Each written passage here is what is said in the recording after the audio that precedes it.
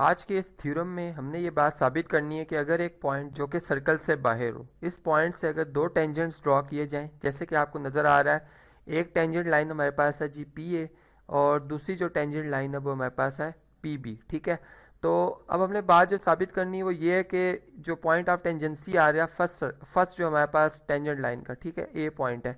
अब ए पॉइंट से लेकर पी पॉइंट जितना भी फासला होगा वो फासला बराबर होगा उस बी से लेकर पी पॉइंट तक के फासले के। ठीक है, यानी यहाँ पर अगर मैं इजी वर्ड्स में कहूँ तो इस तरह से है कि अगर ए से लेकर पी पॉइंट तक का फासला जो है वो 3 सेंटीमीटर हो, ठीक है, तो फिर बी पॉइंट से लेकर पी पॉइंट तक का फासला भी क्या होगा जी, 3 सेंटीमीटर होगा। ठीक है, बात समझ गए होंगे।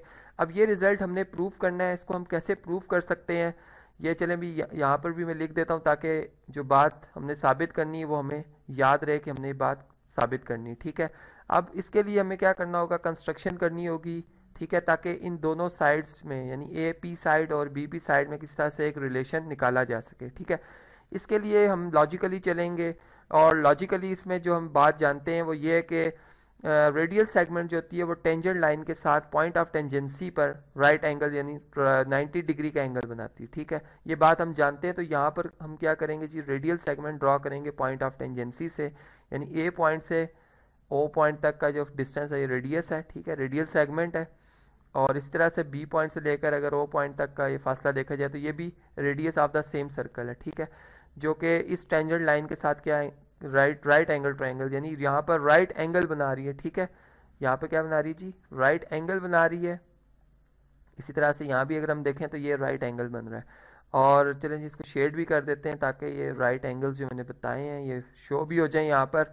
अब देखें यहाँ पर, यहाँ तक जो बात हमने की है ये कंस्ट्रक्शन में कि हमने ओ पॉइंट को, सेंटर ऑफ द सर्कल को पॉइंट ऑफ टेंजेंसी यानी ए पॉइंट से और बी पॉइंट से ज्वाइन कर दिया। ठीक है, अगर हम इसी सेंटर ऑफ द सर्कल को, ओ पॉइंट को ज्वाइन कर देते हैं गिवन पॉइंट से जहाँ से ये दो टेंजेंट्स ड्रॉ किए गए हैं, तो हमारे पास दो राइट एंगल ट्राइंगल्स बन जाती हैं। ठीक है, और अगर हम इन दो राइट एंगल ट्राइंगल्स में 1-1 कॉरस्पॉन्डेंस लें, ठीक है, 1-1 कॉरस्पॉन्डेंस लें, तो यहाँ पर चूंकि राइट एंगल्स हैं, हाइपोटेन्यूज साइड पोस्टुलेट अप्लाई करते हुए हम इन दोनों ट्राइंगल्स को कॉन्ग्रुएंट शो कर सकते हैं। ठीक है, चलें जी यहाँ पे मैं शेड भी कर देता हूँ जो दो राइट एंगल्स ट्राइंगल्स हमें नज़र आ रही हैं, जैसे कि एक right angle triangle grey colour में और एक ये हमारे पास जी ब्राउन कलर में। ठीक है, अब इन दोनों ट्राइंगल्स में अगर 1-1 कॉरस्पॉन्डेंस ली जाए तो इसमें आप ये बात जानते हैं कि ए वर्टेक्स पर 90 का एंगल बन रहा है, यानी राइट एंगल बन रहा है, तो इसके अपोजिट जो साइड होगी हमारे पास जो कि O2P साइड है, O2P साइड है, ये हाइपोटेन्यूज साइड है।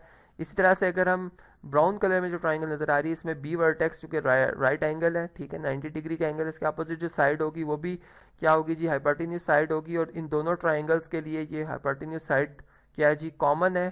ठीक है, इसका मतलब ये हुआ कि ये इन दो ट्राइंगल्स में हमारे पास कोरस्पॉन्डिंग जो हाइपोटेन्यूज है इन दोनों ट्राइंगल्स के क्या है जी, कॉन्ग्रुएंट है।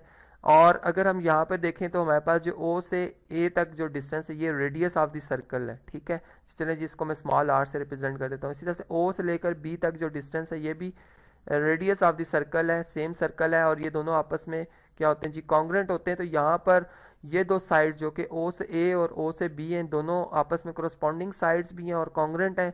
तो यहाँ पर ये बात साबित हो जाती है कि ये जो ग्रे कलर में हमें ट्राइंगल नज़र आ रही है राइट एंगल ट्राइंगल, और ब्राउन कलर में जो राइट एंगल ट्राइंगल नज़र आ रही है, दोनों आपस में कॉन्ग्रुएंट है।